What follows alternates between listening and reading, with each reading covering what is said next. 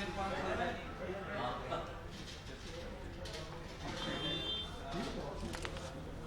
اللہ الرحمن الرحیم. ہلو 1 2 3 1 2 3 آواز چیک کر.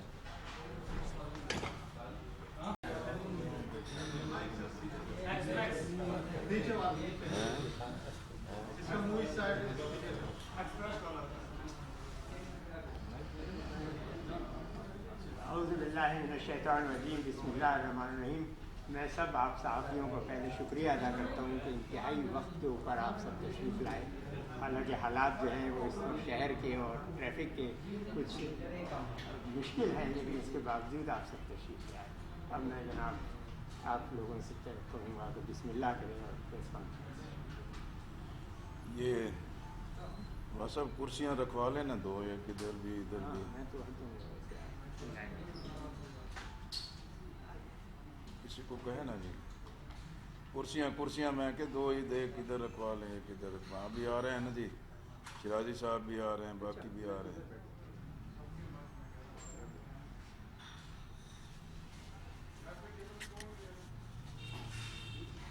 اجازت ہے جناب؟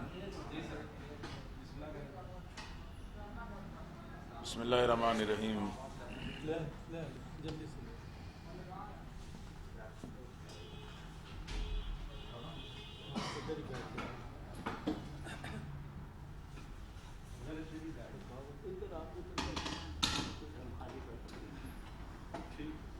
معزز صحافی حضرات، آپ سب کا بہت بہت شکریہ کہ آپ نے زحمت کی ہے، تشریف لائے ہیں.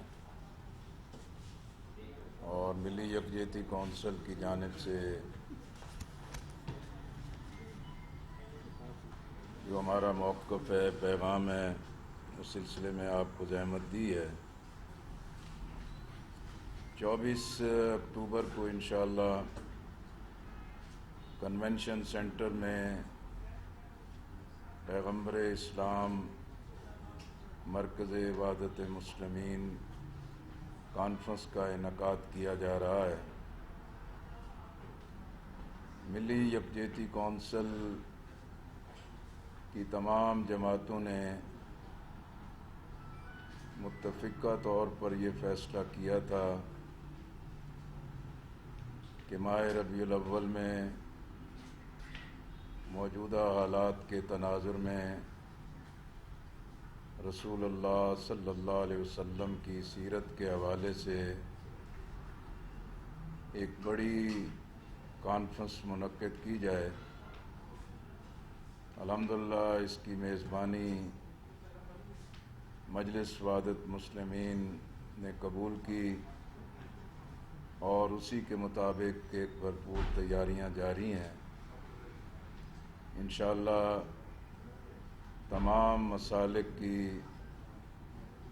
دینی جماعتیں اس میں بھرپور شرکت کریں گی اور تمام دینی جماعتوں کے مرکزی قائدین اس کانفرنس سے خطاب کریں گے. اور یہ کانفرنس انشاءاللہ 1 بجے سے بعد مغرب تک یہ جاری رہے گی. اپنے موضوع اور حالات کے حوالے سے انشاءاللہ یہ کانفرنس سنگ میل ثابت ہو.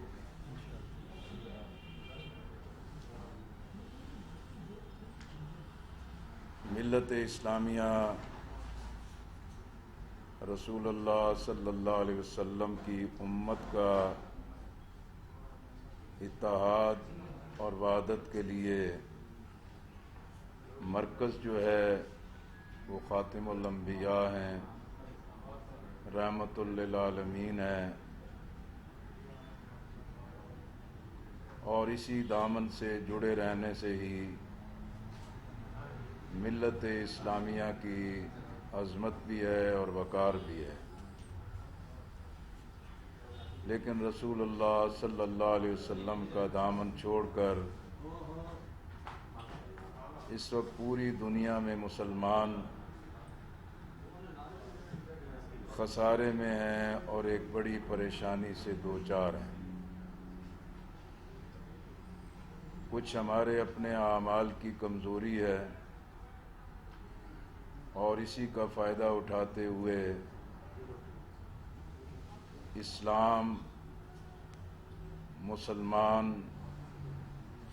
اور قرآن و سنت کی مخالف اور دشمن قوتوں نے بھرپور فائدہ اٹھایا ہے،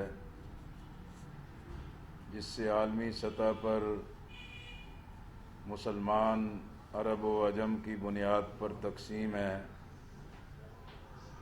اور علاقائی سطح پر شیعہ اور سنی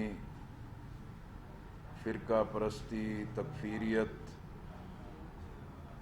اور اسی طرح طعن و تشنیع، غیر ذمہ دارانہ رویوں کی وجہ سے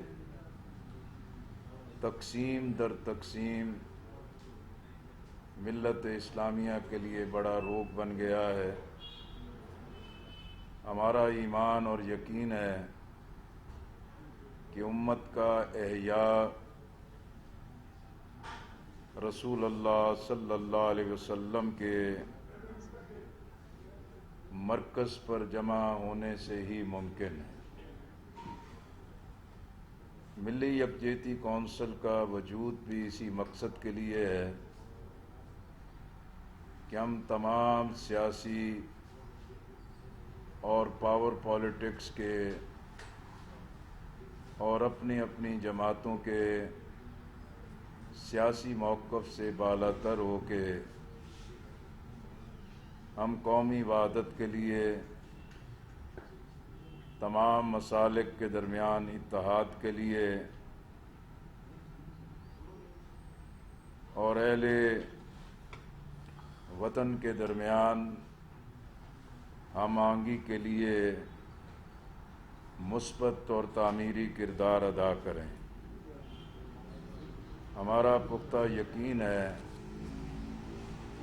کہ آئین پاکستان کی فرما روائی،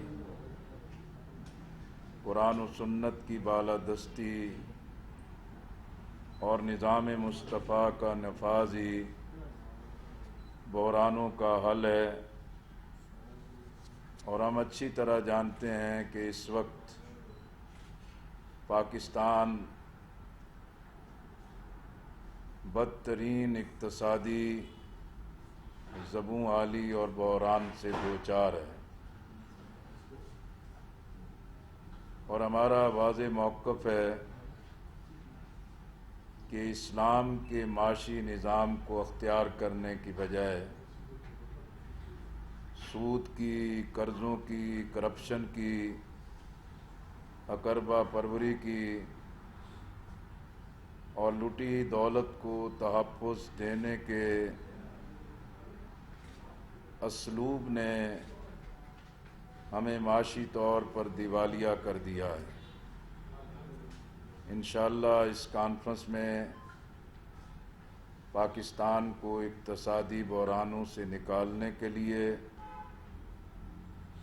عوام کے مہنگائی، بے روزگاری، افراط زر اور قوت خرید کے خاتمے کی صورت میں جو المناک کیفیات پیدا ہو رہی ہیں، اس سے نکلنے کے لیے علماء اور ماہرین اسلام کے معاشی نظام پر اپنا نقطہ نظر اور لائحہ عمل پیش کریں گے۔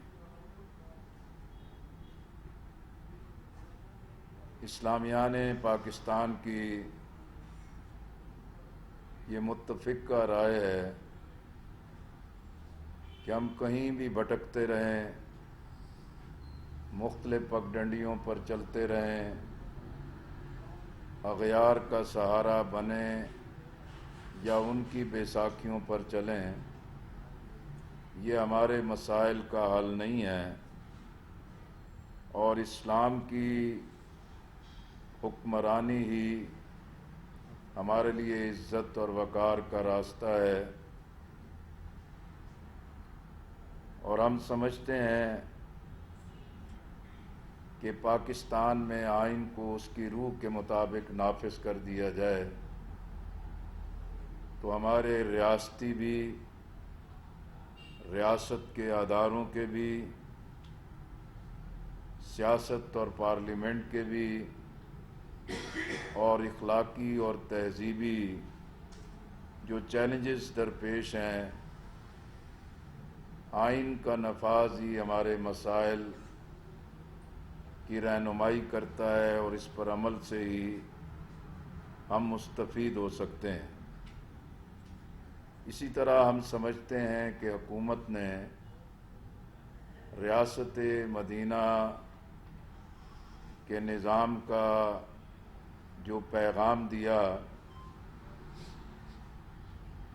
عمومی طور پر عوام نے اور خاص طور پر دینی طبقوں نے اس کا خیر مقدم کیا، لیکن وزیر اعظم صاحب نے دیگر اعلانات کے ساتھ ریاست مدینہ کے نظام کے لیے بھی ایک بڑا مذاق کیا ہے، اور لوگ سمجھتے ہیں کہ یہ ہمارے ساتھ دھوکہ کیا گیا ہے۔ ہم اس چیز کا خیر مقدم کرتے ہیں کہ حکومتی سطح پر رحمت للعالمین صلی اللہ علیہ وسلم کانفرنسیں منعقد کی جائیں، اتھارٹی قائم کی جائے، اور اس حوالے سے کہیں بھی کسی سطح پر بھی بات ہو، یہ ہمارا دینی تقاضا ہے کہ ہم اس کا خیر مقدم کریں۔ لیکن حکومت کا کام تو یہ نہیں ہے کہ وہ صرف کانفرنسیں کریں، اعلانات کریں اور اس کو ایک معمول کی کارروائی بنائیں۔ اگر حکومت ان معاملات میں مخلص ہے تو انہیں وقف املاک ایکٹ واپس لینا چاہیے، گھریلو تشدد کے انسداد کے عنوان سے جو مسلم خاندان کو توڑنے کا ایک شیطانی کھیل کھیلا جا رہا ہے، اس کو واپس لیا جائے۔ نظام تعلیم میں در پردہ جو سیکولرزم مسلط کیا جا رہا ہے، اسے واپس لیا جائے۔ پھر اسلام کی قبولیت کے حوالے سے ایک ایسی قانون سازی کہ جسے اسلامی نظریاتی کونسل، خود وفاقی وزارت مذہبی امور نے رد کیا ہے، لیکن انسانی حقوق کی وزارت بھی اور خود وزیر اعظم بھی اس کو واپس لینے کے لیے تیار نہیں۔ اس لیے ہمارا موقف ہے کہ حکومت اگر اپنے ان اعلانات اور اپنی ان تقاریب کی کہ مقاصد کے ساتھ اگر مخلص ہے تو انہیں بلا تاخیر یہ اقدامات کرنے چاہیے۔ ملی یکجہتی کونسل کا یہ دو ٹوک موقف ہے کہ ہم پاکستان کی اسلامی نظریاتی کردار کی ہر قیمت پر حفاظت کریں گے اور پاکستان کو کسی قیمت پر بھی لادین ریاست نہیں بننے دیں گے۔ انشاءاللہ یہ جو ایک قومی ایک نمائندہ اور انشاءاللہ ایک بڑی کانفرنس جو 24 اکتوبر کو منعقد ہو رہی ہے، یہ اسلامیان پاکستان کے لیے اتحاد اور اسلام کی حکمرانی کی جد و جہد کے لیے ہوا کا تازہ جھونکا اور ایک بڑے اطمینان اور تقویت کا باعث بنے گی۔ ہم اس وقت یہ بھی سمجھتے ہیں کہ تحریک لبیک جس پر حکومت نے پابندی عائد کی، لیکن آج تک اس جماعت کی پابندی کے بارے میں اپنا ریفرنس حکومت سپریم کورٹ میں دائر نہیں کر سکی، اس لیے یہ حکومت کی طرف سے پابندی کا اقدام غیر آئینی بھی ہے اور غیر جمہوری بھی ہے۔ پھر تحریک لبیک کے سربراہ کو نظر بند رکھنا، عدالتوں کے احکامات کے باوجود رہا نہ کرنا، یہ سراسر بدنیتی ہے۔ اور ہم سمجھتے ہیں کہ حکومت اپنے رویے اور ناقص اسلوب کی وجہ سے پورے ملک میں احتجاج اور دھرنوں کا ماحول خود مہیا کر رہی ہے۔ اس لیے ہمارا مطالبہ ہے کہ تحریک لبیک کے ساتھ حکومت نے جو معاہدے کیے، جو عہد و پیما کیے اور دینی قائدین نے اس کی ضمانت دی، اب دینی قائدین کو بھی، حکومت کو بھی ان معاہدوں سے منہ نہیں موڑنا چاہیے اور تحریک لبیک کے کارکنان کو رہا بھی کیا جائے اور ان کی لیڈرشپ کو رہا کیا جائے، اور حکومت نے ان سے جو معاہدے کرتے ہوئے وعدے کیے اس پر عمل کرنا چاہیے۔ بہت شکریہ۔ پی ٹی ایم جو اور احتجاج کوئی کر بات رہی ہے نہیں؟ تو اس کے حوالے سے بتائیں، پی ٹی ایم جو احتجاج کر رہی ہے آپ کی سپورٹ کرتے ہیں؟ جی، ہم نے تو پہلے بھی ہمارا موقف موجود ہے کہ بھی جو میڈیا ڈیولپمنٹ اتھارٹی کا جو ایک قانون سازی ہے، اس کو تمام صحافتی تنظیموں نے بھی رد کیا ہے اور تمام جمہوری قوتوں نے بھی رد کیا ہے، اور حکومت کے پاس کوئی جواز اخلاقی یا قانونی یا پارلیمانی اعتبار سے کوئی راستہ ہے کہ وہ ضد کر کے اس مسودے پر اپنے آپ کو قائم رکھے۔ اس لیے ہمارا موقف ہے کہ صحافت کو آزاد بھی ہونا چاہیے، ذمہ دار بھی ہونا چاہیے، لیکن حکومت جو ہے ریاستی طاقت کے ساتھ نہ صحافیوں کا معاشی قتل کرے اور نہ ہی صحافت کو بندشوں کا شکار کرے۔ یہ فرما دیجیے کہ اگر حکومت کسی طرح کی روش پر چلتی ہے تو ملی جلدیتی کا اگلا لائحہ کیا ہوگا؟ کیا احتجاج کی طرف جائیں گے؟ میرا خیال ہے جی کہ یہ 24 اکتوبر کی جو کانفرنس ہے، جیسے میں نے کہا کہ انشاءاللہ یہ سنگ میل ثابت ہوگی، جہاں تمام لوگ اپنے موقف کا اظہار کریں گے، تو اتفاق رائے کے ساتھ ہم اس کانفرنس کا اعلامیہ بھی جاری کریں گے اور آئندہ کے لائحہ عمل بھی جاری کریں گے، اور یہ وہ لائحہ عمل ہوگا کہ جس پہ سب جماعتیں اتفاق کریں گی۔ ڈاکٹر صاحب، پاکستان ڈیموکریٹک موومنٹ نے آپ کے دوستوں شہباز شریف اور مولانا فضل الرحمان کی قیادت میں ملک میں ایک تحریک شروع کر دی ہے، آپ جماعت اسلامی کا کیا موقف ہے؟ باجی اس بیڑی تے جڑا وٹے پاوے خیر مقدم کر سکے۔ 2005 سال حکومت پورے کرتی ہوئی نظر آ رہی ہے آپ لوگوں کو۔ اگر مہنگائی اسی طرح رہی، جماعت اسلامی جب نکلتی تھی تو حکومت کو ٹف ٹائم ملتا تھا، اگر اب مہنگائی اسی طرح رہتی ہے، جماعت اسلامی کرتی سے؟ میرا خیال ہے جی کہ ہمارے قومی سیاست میں پچھلے 20 سال سے ایک ٹرینڈ سیٹ ہو گیا ہے کہ جس میں اسمبلیاں اپنی مدت پوری کرتی ہیں اور ٹاپ مین جو ہے اگر وہ اپنے معاہدوں اور اسٹیبلشمنٹ کے ساتھ در پردہ طے شدہ چیزوں سے انحراف کرتا ہے تو وہ اس کی گردن خود ہی پکڑ لیتے ہیں کہ ہماری بلی ہمیں میاؤں۔ اس لیے یہ 20 سال سے ہم دیکھ رہے ہیں کہ بھی اسمبلیاں مدت پوری کرتی ہیں اور اوپر کا معاملہ جو ہے آگے پیچھے ہوتا رہتا ہے۔ اگر کل یہ ہو گیا ہے تو آج بھی یہ توقع رکھی جا سکتی ہے۔ اچھا جی، 24 اکتوبر کو کانفرنس ہے انشاءاللہ جی۔ پچھلے کچھ دنوں میں کئی ویسے عام دوستوں نے سوال پوچھتے رہے کہ چاہے جماعت اسلامی ہے، پیپلز پارٹی ہے، پی ٹی ایم ہے یا اے این پی ہے، کوئی بھی جماعت ہے، حکومت سے نالاں ہے اور حکومت کے خلاف تحریکیں اور ساری چیزیں کر رہے ہیں، کیا یہ عوام کے لیے ایسا کر رہے ہیں یا اپنے ذاتی مفادات کے لیے؟ اگر ذاتی مفادات کے لیے نہیں، گزارش ہے نا جی کہ جو سابق حکمران جماعتیں ہیں وہ اپنے احتجاج کے بارے میں تو اپنی وضاحت خود دے سکتی ہیں، لیکن ہم تو اس وقت یہ سمجھتے ہیں کہ پاکستان کے عوام کو جو اس وقت مسائل درپیش ہیں، ماضی میں فوجی حکمران بھی، مسلم لیگ کی حکومتیں بھی، پیپلز پارٹی کی حکومتیں بھی بری و ذمہ نہیں ہیں۔